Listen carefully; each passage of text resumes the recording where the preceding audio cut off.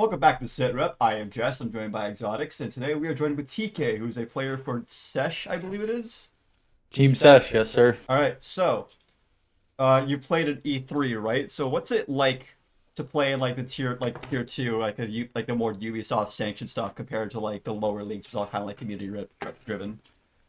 Um, I mean, obviously the caliber of player that you're playing against, even on an individual level, is just better. Team coordination is better. People put more hours into the game, more reps. Like you're playing T2 or T3, T4, you're not playing people set pieces, right? Like they're not doing 3-2-1s on you on executes. But when you play a team like Arrow or Rise, everything's set piece when they're ready to execute. They're this guy's here, this guy's there, 3-2-1, and they're walking at you with that perfect timing or as good as it can get. You know what I mean? Yeah, So, especially with this one, I noticed it. I get to seem like a lot higher caliber because there's actually like proper tier one teams in this one. So yeah. has it been like a little bit different to play against that, or like has it been fun? Like what's it been like playing against that? Well, we didn't get the chance. Obviously, we didn't do too well in E3, which is unfortunate. A lot of that had to do with inexperience, right? We're working with two people who, Poker and Matt, they're great players. I have a lot of trust and faith in them, but they've never really uh, played in that stage before, right? Like played against people who don't Played really, against like yeah, players of that caliber. yeah, yeah, and like it's different when you play a scrim, right? When you play a scrim, it doesn't matter, right? Like you can get away with a lot of shit that you can't on game day, and obviously you're on stream, your friends are watching, my parents watch me play, stuff like that. Like those pressures are involved, and you're playing against people who don't make as much mistakes, so don't make as many mistakes, and their team play is better. So it's very difficult to be a good individual player. You really have to play for the team, and when your team play breaks down, your individual shit's not going to work. And that's exactly our story of E3 is, right? Like the things weren't working on an individual level because of inexperience. People shut down, and then it affects your team play. You can't get anything going, and no matter how much I try to rally the troops, it's kind of chalked. You know what I mean? That's Yeah. just how it goes sometimes. So do you think that like as you kind of move through the tiers, as you're kind of talking about like the mental side of things becomes a lot more apparent, or I think it's important no matter what to be professional, be mature, focused on like, I'm no holier than thou, like that type of mentality, giving everybody grace to make mistakes and that sort of thing. A lot of people in tier four, tier three, they focus so heavy on you did this wrong. That you did this wrong, right? It's accusatory, people get defensive and stuff like that. It's not a very mature environment. It needs to come from a more like sandwich method like criticism where you're saying like I like that you're doing this, but this spot you're not playing it very well. We need to do this next time, and that sort of thing. That way you building people up because mental is important, right? Like Fett talks about it, and after the major win, he talked a lot about how they just focused on having fun, which isn't really the whole truth. Obviously, like there's fun in winning, but the main thing is like not focusing on mistakes that don't matter, right? Focusing on mistakes that actually contributed to you losing the round is a big difference between a tier two, tier one player from, everybody else. Like some people focus too much on the little things that really didn't affect the round win or loss, right? Like if somebody, I've had this, I've been on a lot of teams, right? I've been playing for a little bit. Number one thing people always get frustrated about is when people don't do their setups on defense. yeah, You know how many rounds I've lost because somebody didn't reinforce a wall? Zero. It never matters. It doesn't matter if you didn't reinforce 10 walls. Obviously, it makes your job a lot harder, but you can still shoot five people. You still got guns, you still got utility, all that stuff. You can still outplay the opponent. It just makes your job harder. It's not impossible. So people focus a lot on that, and it kind of gets them set in their ways. You're playing smoke on this site. You're playing this on this site, and that's all you play. And you play in this set position. Playing like that is insanity. It's like watching the same show over and over again and expecting it to end a different way. It just doesn't make any sense. yeah. So you're kind of like saying that like as you kind of like get into higher level, what you're saying is you believe it's less about like the setups, like you obviously still believe it's important. It's like less about competition setups and more about just shoot five guys, win round. Well, I like to simplify the game. Obviously, I think Yeah. overcomplicating it makes it more difficult than it needs to be. Um, but yeah, I mean, it's sorry, lost my train of thought. No, you're good. It's Don't worry. more so that the team play is more important, right? It's less important that you are playing a certain operator. It's more important that you're positioned in a way to trade out your teammate. You're in a position to help your other teammates. You're in a position to stop the attackers from doing what they want to do, especially obviously on defense, right? And then as an attacker, making sure that defenders can't get away with anything. That's the number one thing is like having a good enough team play on attack to stop defenders from actually disrupting your plan. Because tier 3, tier 4 teams, it's really easy to disrupt their attacks because they're super linear. They're choreographing everything that they want to do, even down to the spawn locations, right? If you're in tier 2 or tier 3 and tier 4, even some tier 2 teams do this.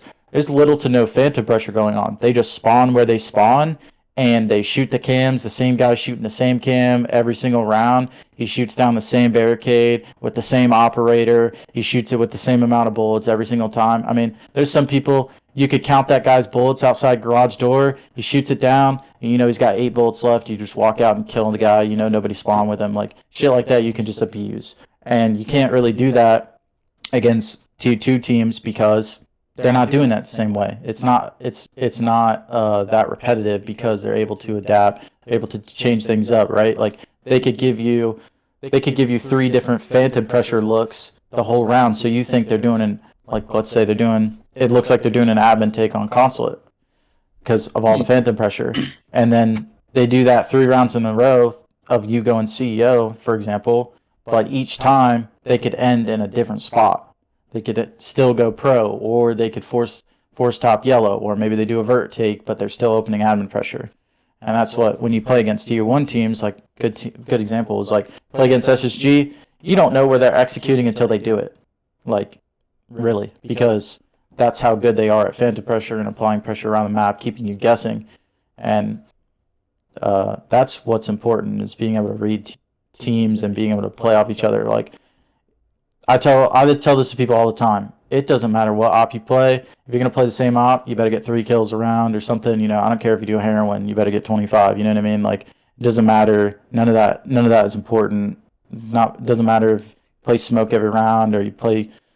I mean, it doesn't. It's never mattered. It's all about team play and training people out and being there with your teammates. And you see that like the Astralis run with shuttle, right? That run, they all had 1.0 ratings. Like their highest rating was 1.09. That event.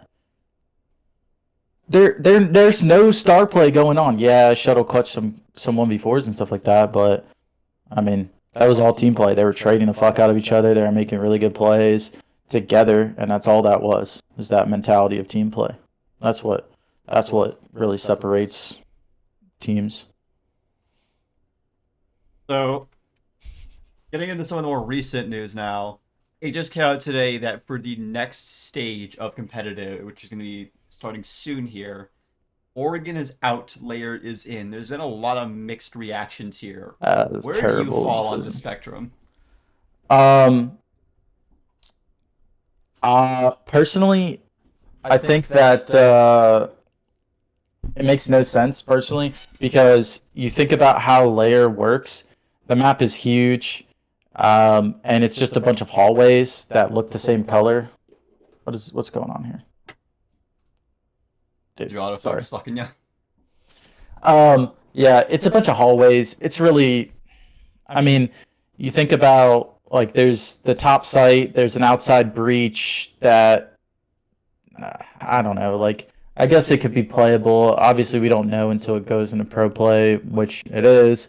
But to take out Oregon, I mean, Cafe's still in the pool. That's probably one of the most unbalanced, unfun maps in the pool. Hot take, Chalet is a terrible map. I don't care like what anybody says. It is a horrible map.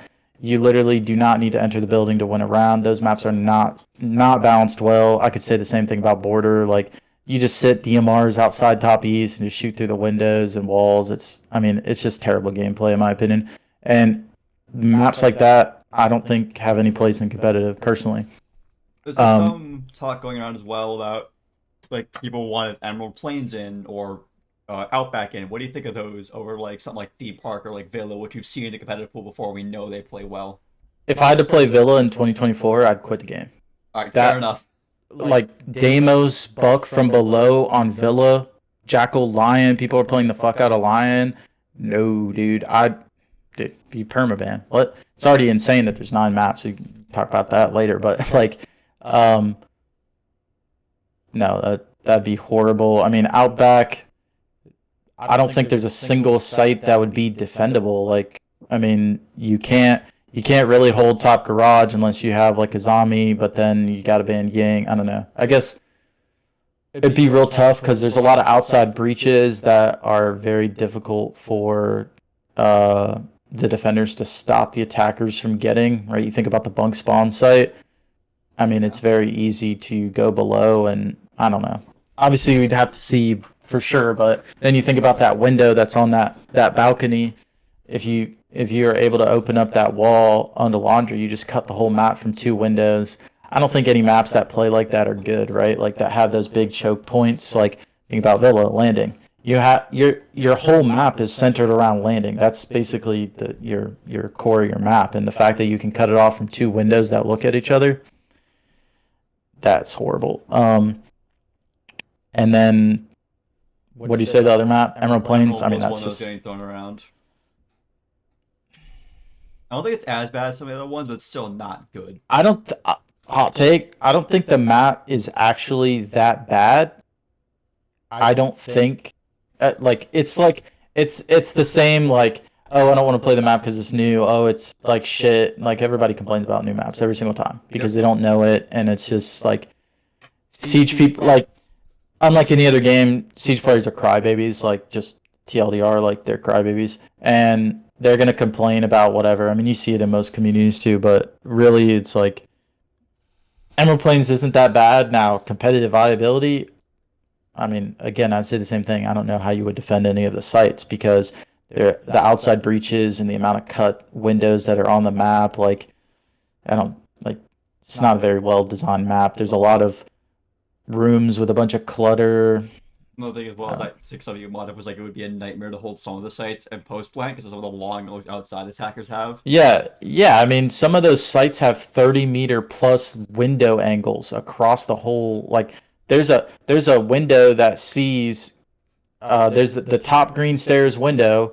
If you can look through the rotate and sight all the way to museum, and there's a window in museum that sees just as far, right? There's like that. It's like who Nightmare play- crossfire.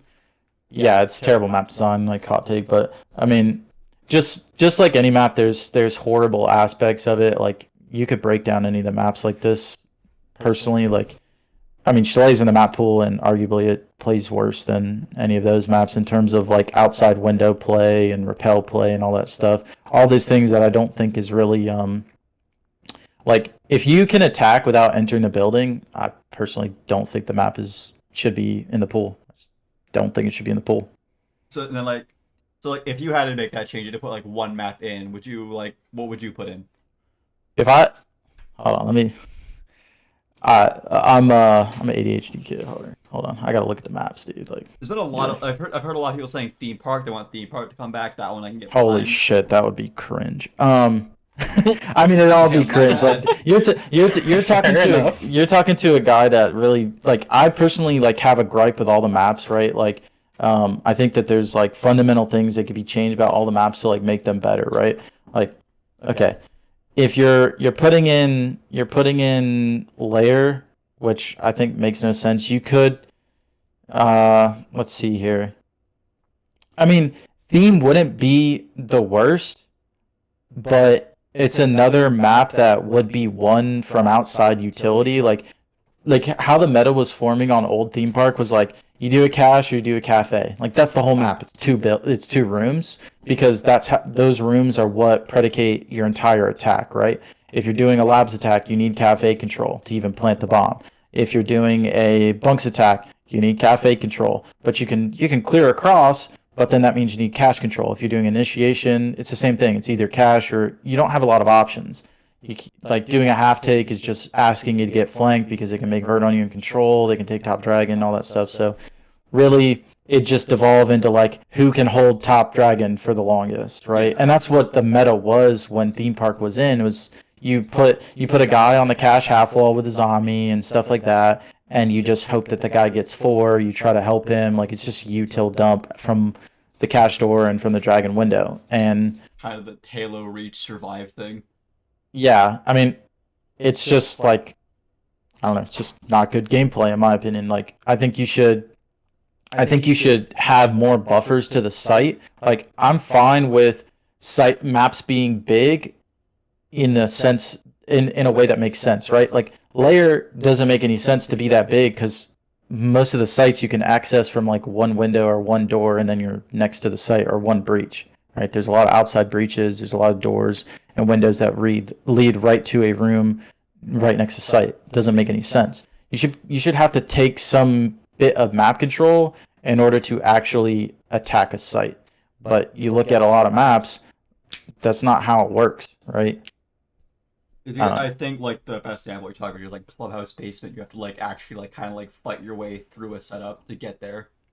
Yeah, right. Like if you want to do a kitchen dirt, you got to make sure you got to at least clear Logi or at least drone it or something. You got to check it because it stops you from executing through the kitchen hatch.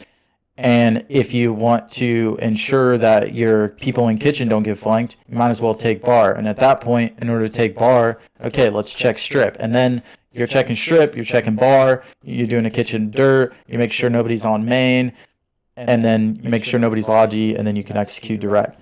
That still requires some bit of extra map control in order to do your take, even though it's like kitchen dirt is like a super lazy way of taking. Yeah, like just like kind of like what's the easiest solution? This one, go for it. Didn't work. Fuck. Right, right. And like that's why you'll see a lot of teams like when Clubhouse they're doing the SSG roam or whatever, it's like people clear the SSG roam in order to make sure that you can use the moto hatch and use the blue hatch and use the kitchen hatch or the vert.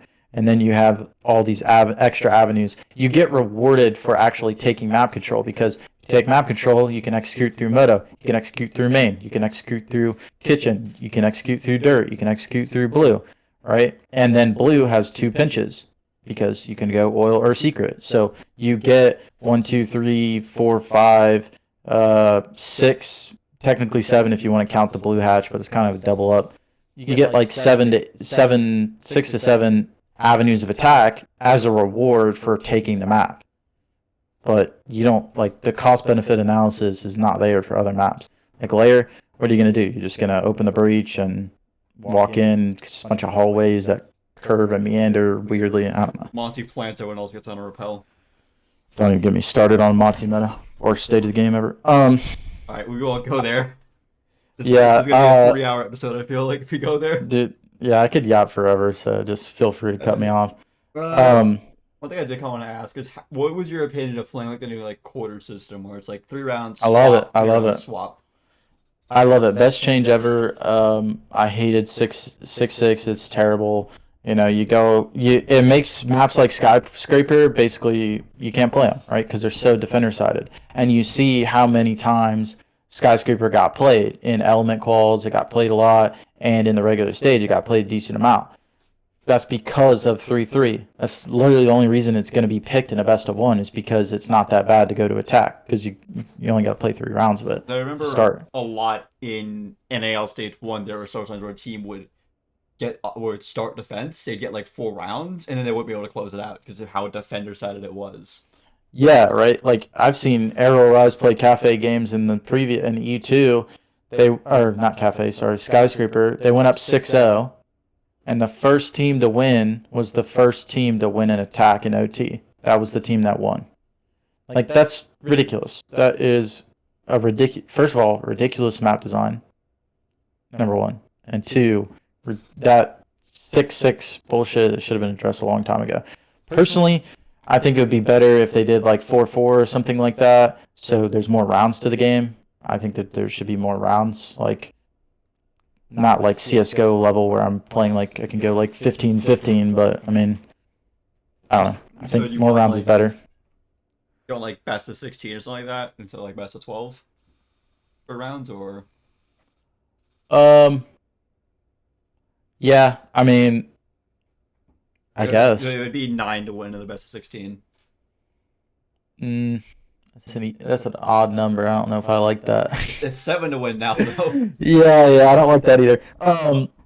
Yeah, maybe 9 to win or fuck it, 11 to win. I mean, the more rounds you play, I mean, you have all these formats of quals and you have all these formats of leagues that do stupid Swiss best of ones, like just stupid. It's like why I could you're telling me I could play a 30-minute game and win a Swiss game in T1? It doesn't make any sense. We're a You tell while me back about a league that wanted to do a best of 7 grand final, and I was like, that's gonna be either really cool or hell. it's gonna be horrible because you're gonna waste all that time on maps because like the thing is like the more rounds you play in a best of whatever series, the sloppier the siege gets, Yeah. right? The sloppier the game gets, the less strat. Like there's no like when you're on the fifth map of a best of five at Invite, you think those guys are pulling out a strat book? No.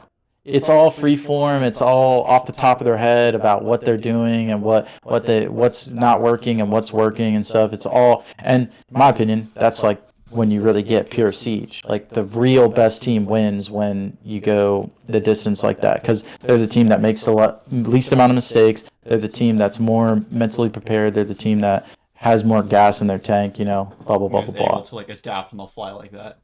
Yeah, yeah, yeah. They're the smarter team, right? I don't like when you play first to seven, best of one in a Swiss, you don't need to necessarily be the outright best team to win um, because especially in the 6-6 system, you just win 6 rounds on defense on a map that's super defender favored, and you just got to get lucky and coin flip and rush around. Like there's no skill involved in that. That's just fucking numbers. That's just playing the numbers, right? Yeah. So you think that like the 3 round halves will like overall been a positive for the game? Yeah, I would say it's one of the best changes that's happened in competitive in a long time. Uh, Definitely in terms of like the format and stuff like that. Just because there's so many best of ones that people are playing, I think they should still add more rounds. I would like 9 seems fair, like first and 9, like just a little bit more, but you're not playing an hour and a half best of one. You're okay. Like a standard best of one is an hour, right? Yeah. That makes sense to me. At least not as bad as it used to be, where it was like you could play for an hour and still draw. That shit was ass. Best of two ties, like I mean, who thought of that? Like, just not a smart person. Not a smart All person. right. Right up here. Like, is there any player or team in Element 3 currently, like that's still in, that you think people should pay a little more attention to? Like off the top of your head, or not really? Um, hmm, Go on Wikipedia for this one. yeah, I'm headed there. I'm there right now. Um, that's a good question. Where's the dude? It's not coming up. Element 3. Let's go. It sucks that the pro teams aren't gonna play. Well, That's it's still kind in the of Sonics, but I'm pretty sure it's super playing, so it's like half points. yeah, and he's gonna like stream all the games or something. I don't know. Um, Honestly, I'm hoping Space Station Gaming Academy they do well. Like, I don't, I wouldn't say people are like sleeping on them, but I just like hope they do well. Um, I don't know. Like, I wouldn't say any of these teams are necessarily like being Sleeper. slept on. I think MK is like undeniably like. I think that they're probably like the best team. I think they're the best team. And hot take with super playing. Hot take. Hot take. I think Makers they're the best team in Group A. I would still say Six Karma is the best team in Group B. I don't know. Like I don't know the Arrow Rise Six Karma game. That would be great. That would be a crazy game. And is Um, there any individual player you think you should like keep on that look out for, or not really? um, mm, Benji Mula, hot take Benji Mula, my dog.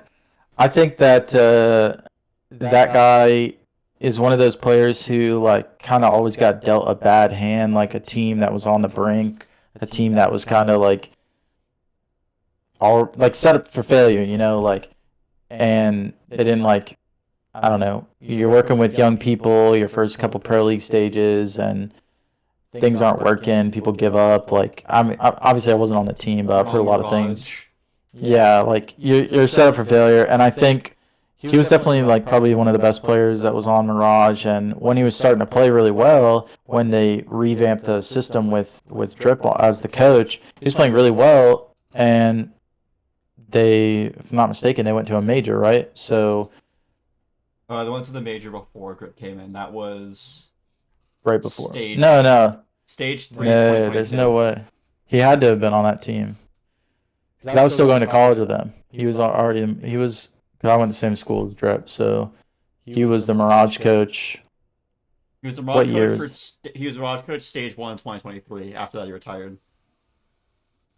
I guess I have my date. Either way, I think obviously he's a good player. He's been in pro league. I think that people don't give him enough credit for. Do you think he gets like one more shot? He can actually prove what he's capable of.